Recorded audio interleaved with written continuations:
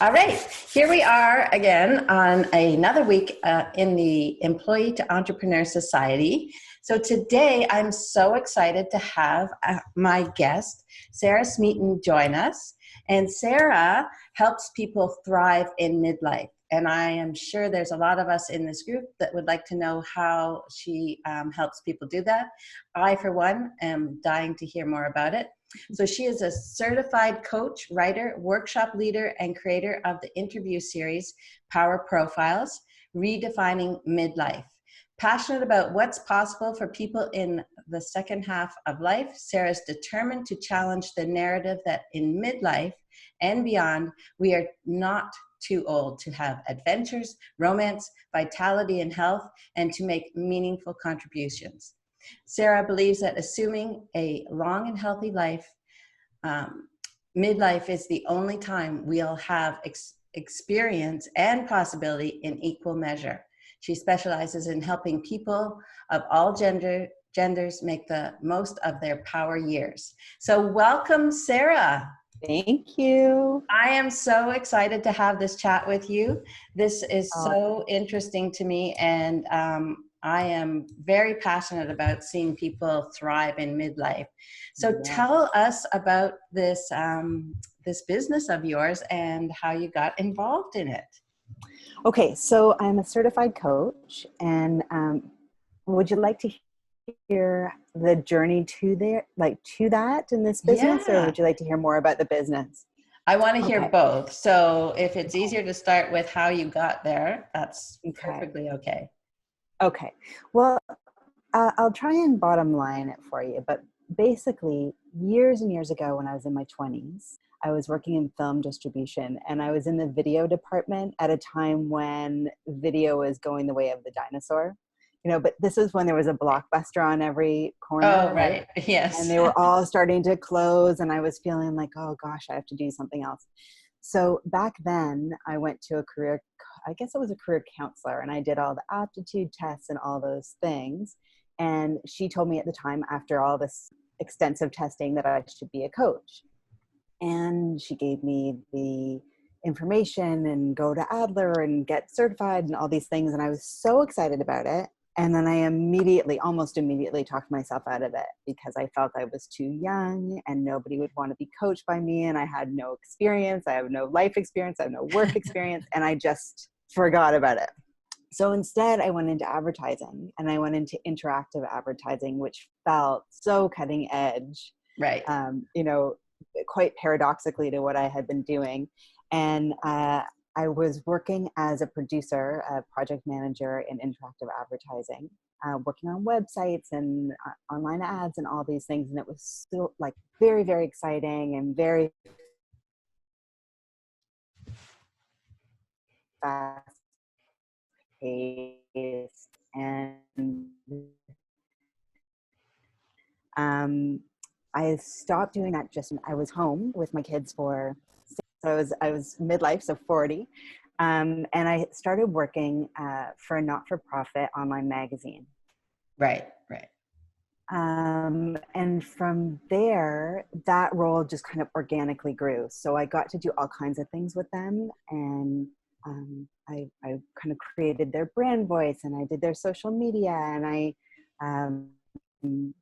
wore all these different hats. And then I became the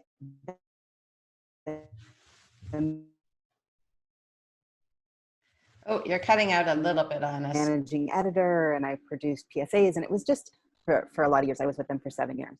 Oh no. Am I back? How's that? Well, we can hear you. It's just a little choppy. I think we missed the name of the foundation though. So I just want people to understand. Yeah, I didn't say it. It was Active for Life is the name. It's yes. Active for Life. Super amazing initiative that helps parents get their young kids active. And so at the time I had young kids, and I was very passionate about it, and it was a great fit. So cut 7 years later, I'm starting to feel like there's more for me, but none of the paths that I'm on seem to be leading in a direction that I want to go. And I felt very stuck and very confused, and like almost like everything was opaque. Like I just couldn't see what the next year was going to be, what the next 5 years, 10 years, 20. It all seemed like, I don't know, I just couldn't see any vision for what I wanted for myself. And I Right. think at that time I had been kind of boundaryless in the way I was working and being in life. And so I was quite exhausted and quite depleted. And so I was getting burnt out a lot. And so Right. I would go through this kind of roller coaster of burnout and then get really excited and then burn out and get really excited. And it really wasn't sustainable. Right. So I actually hired a coach at that time and asked for some help trying to figure it out. And it became quite clear that basically I was coaching everybody all the time in my life, like for free, without knowing it, just naturally coaching them. And so You I were the one decided that that everybody went that to. was something that always the one that everyone went to, and doing it, frankly, all wrong. Like now that I know how to coach, I wasn't doing it correctly, but but it was something that I really loved, and I could really lose myself in those conversations and helping people. But because I was sort of boundaryless and because I didn't really know how to do it, it was really often at my own expense. Like everything I was doing was kind of at my own expense, even though I was quite high functioning, getting things done. And so it was kind of hard to tell. Right. Right. Um, You're a good multitasker. I'm a good multitasker. I'm a can-do kind of gal. And so it was a little hard to tell. But, and I had young kids, and it was a time where, looking back, my self-care, I would have told you my self-care was amazing. Oh, really? Yeah, Interesting. because I was probably eating quite carefully and exercising, and I thought that's what it was all about. And looking back, I think there was a lot that I wasn't doing carefully for myself. Like I wasn't protecting my time. Um, I wasn't. I wasn't. I learned a lot about boundaries from somebody that I worked with, because I saw how he protected his time, and I was like, wow. I've never seen that. So what is this person demanding that people book a meeting with him and stick to the agenda? I'm like, what is this? I just didn't operate that way. Yeah. So I went into this idea of coaching, and I remembered that the person had said that this was my path like years and years Oh, ago. And I right. have to Yes. admit that, yeah, and I have to admit that I had held that kind of in a secret place in my heart. But over the years, I felt like the idea of coach was a bit of a punchline, or it was flaky, and I didn't know if it was like, what would people think if I did this, and who am I to do this, and all these things. And I'd also made up a bit of a story that I was a great like second banana, but not necessarily somebody who could go and chart their own path. You didn't think of yourself as a leader. I I I came to think of myself as a leader, but I certainly didn't for most of my Right. career. Right. Yeah. Right. Yeah. And Yeah. I have to say and admit to you, for a long time, because we weren't brought up with, like, a coach was somebody that coached you in a sport or something like that. Right. We didn't Right. really hear about these kind of people. Right. So, and Exactly. then it sounds like, what is this, right? Yeah. And then life coach is like kind of like a funny, sounds kind of funny. Like, what is this? Oh, I need a life coach. And it's like eye rolling. And so Yeah, I was buying into that whole thing. right. And so, in a very serendipitous way, I came across CTI, which is the Coactive Training Institute, and they coach the most amount of coaches globally. They're like the biggest coach training program, Oh, yes. and they do Okay. leadership training, and they're quite an impressive company. And I found them serendipitously, and they had this experience coactive coaching free evening, and it was February. And if anyone knows me, I am not one to go out after dark on a February evening by myself and like go somewhere where I don't know people and walk into a room. And I did just that because I was so curious about it. And I Wow. walked in and I thought, oh God, what am I doing here? I had those like feelings like, I don't know what this is. Yeah. Is this a mistake? Is this a mistake? And then they started talking, and it was like I felt like, oh, this is my work. This is my work, and this works for me, and I'm for this work, and this is where I belong. And it was like so exactly what I wanted to be talking about. It was exactly the kind of conversations I had been craving. Right. And that night at this free evening, they pulled me up to coach me in front of the room. And Oh, wow. yeah, and actually it's hilarious because I spoiler alert, I went on to do the training, obviously, Right. and I think there was only one weekend out of 5 that they didn't pull me up and coach me in front of the room, which is unusual. Like some people go the whole training without that happening, and there's just, I don't know why. So I got a lot of coaching, but it was really clear that evening that I needed to do something different. Like it was so time, it was everything I had done. And this is kind of a core belief of mine for all of us. Everything I had done was not wasted. I could use everything that I had learned, and I had learned a ton, and pour it now into what I wanted to make real in the second half. I Oh, didn't. that's a powerful statement. Yeah. And like, let's just repeat that. Okay. So a lot of people will think if they want to change that it's everything they've done has been a complete waste of time or that they can't use it. But you Right. found. I really don't believe that anything's a waste. I think that whatever we do, we learn from it, we get these skills from it, and we can use it to create what we want to make real in the next chapter. So Wow. for me, I came into coaching with my advertising background, my project management background, my writing background, my editing background, my content strategy background, my social media background. So it was like, okay, wow, I actually can do a lot of things that maybe people who are just going into this for the first time without any life experience or work experience wouldn't have been able to, right? So I Right. was really grateful for my foundation, and I still am. Oh, wow, that's great. That I really hope that people, take that in, because that's, like I said, that's hitting home with me too. Mm-hmm. Is yeah, I realize now that there is a lot of things that I have been able to use, and even though I have changed things too. Yeah, yeah. I mean, this is why I call this time of life the power years, because, and you said it in my intro, and thank you. It's the only time, and again, it assumes that we live a long and healthy life. It's the only time in our life that we'll have just as much experience behind us as we have possibility in front of us. Okay, you cut out a little tiny bit, so Okay. this is so important Okay. because I love that when I read it, and so it's it's true. So you've taken all this time and you've built up all this experience. So Yes. just explain that again. Yeah. So I'll say that again, and hopefully I won't cut out. Okay. I'm going to pray to the technology god. Yeah. Okay. Assuming a long and healthy life, which we don't all get, but hopefully, knock on wood, hopefully we all do, all of us watching and listening. When we're in our midlife, so 40, 50, anywhere in there, that is the only time we'll have as much experience behind us as we have possibility in front of us. And that is why it's so powerful, right? Because That is awesome. we can stand on our own shoulders, actually. Right, right. That is so great.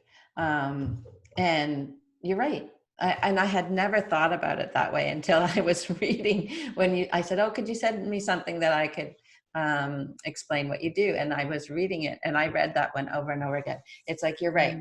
I didn't realize, and I'd never thought of it. And it's such a pivot to what so many people think, because so many people, like, it used to be such a negative thing. You get to the midlife and life is going to be over, but oh my gosh, look how much we've done and we still got a whole bunch of time left. Yeah, and we're living longer lives, and we're living more vital lives, right? And so I just think it's amazing. I think it's the best time, because when I was 20, whatever, and if I had gone into coaching, I would not have the business I have now. This was the exact right time for me to do this. Yes. And there's so much possibility still ahead. And I don't even just mean this for career. Like, This is that statement about experience and possibility is true for our relationships. It's true for our health. It's true for, it's true for everything. We can look at any part of our life in the context of what have I learned about who I am and who do I want to be? And it's just powerful. It just feels like a power kick to me. Yes. And I think I'd love to just mention too, you talk about health and wellness, you know, because it used to be that you'd think, oh, we're going to deteriorate, but that doesn't have to happen either.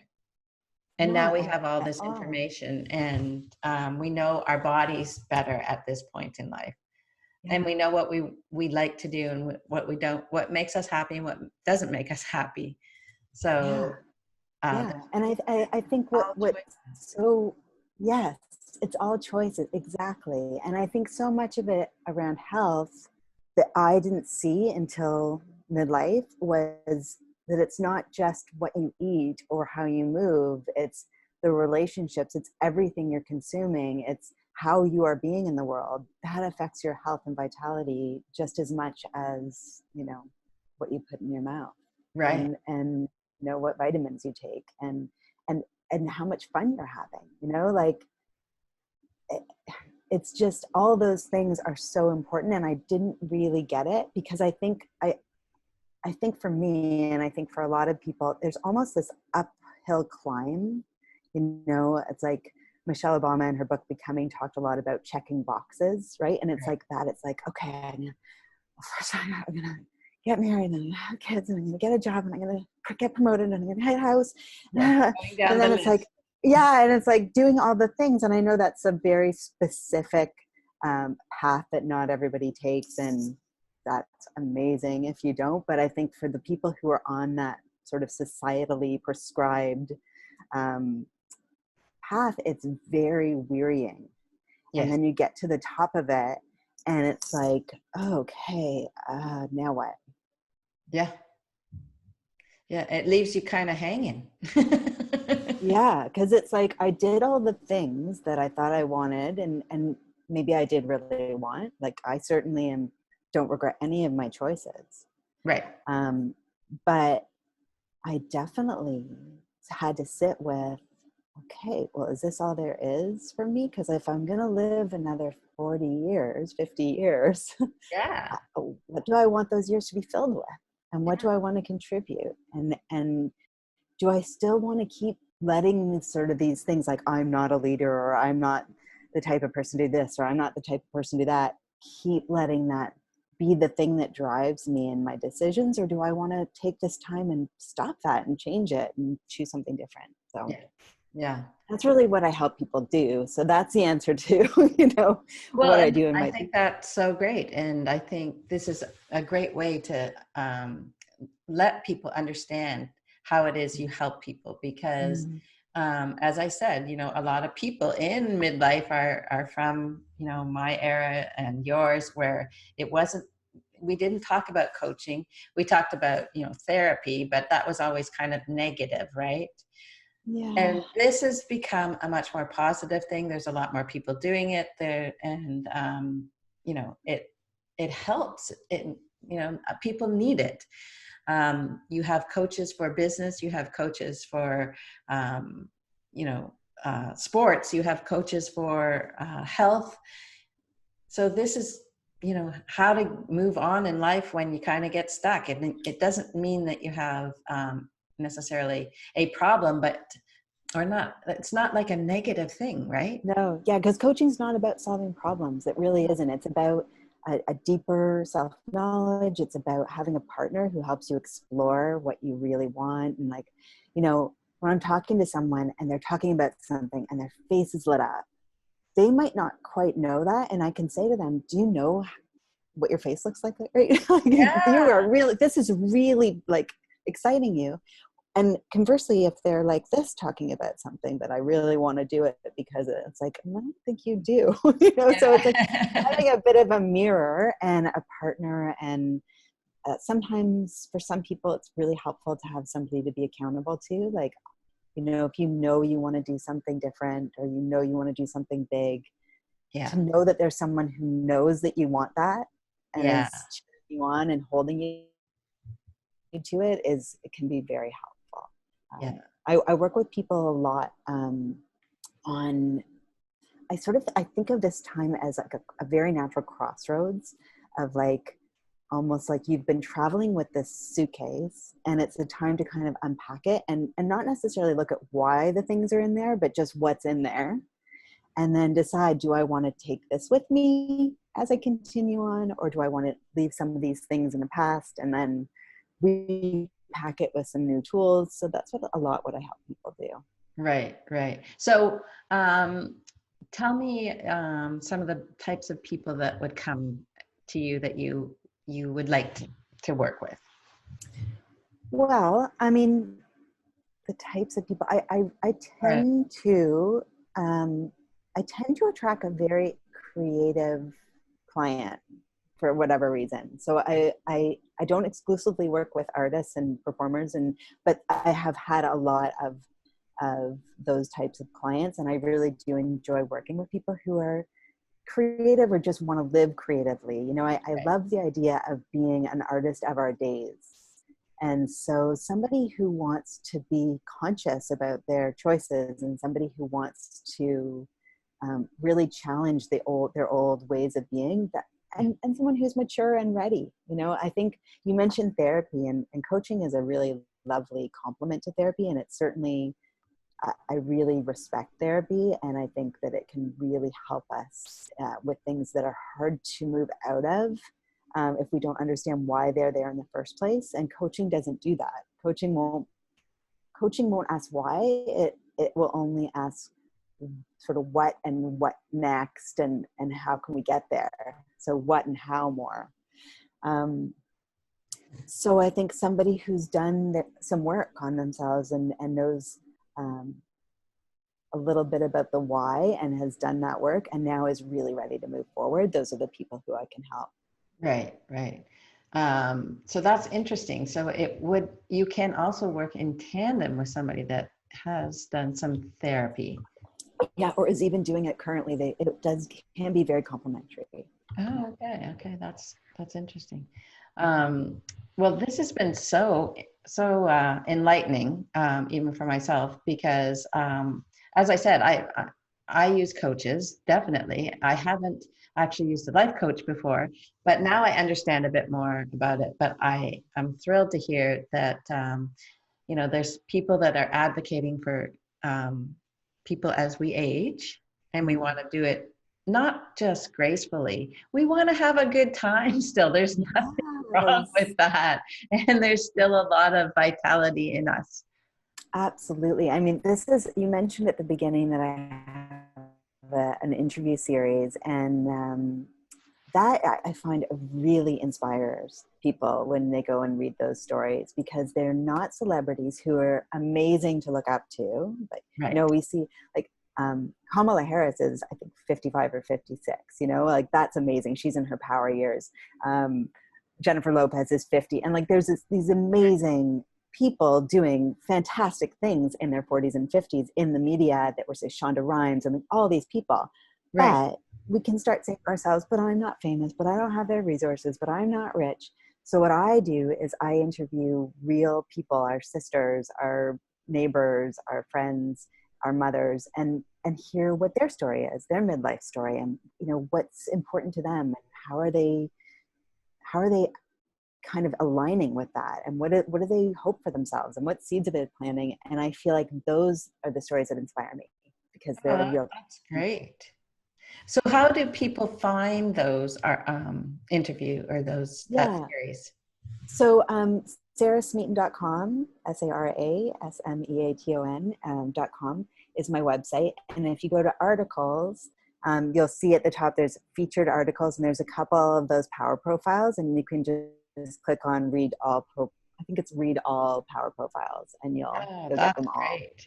Oh, well, you know what? I will definitely put that in the notes, how to contact you and how to find those articles, because I'm sure there's going to be a lot of people that want to read that. I know I'm going to. Great. Thank you. I appreciate it. And I really thank you for joining us. I'm sorry that we haven't been able to do this live, but we will put it into the group, and we'll you'll see if you can check back, and there might be people that have questions throughout. So thank you, Sarah, so much. It's been a great pleasure, and I hope we have a chance to do this again sometime. All right. I would love to. Thank you so much, Kim. All right. Take care and have a wonderful weekend. Thank you. You as well. Okay. Bye now. Bye.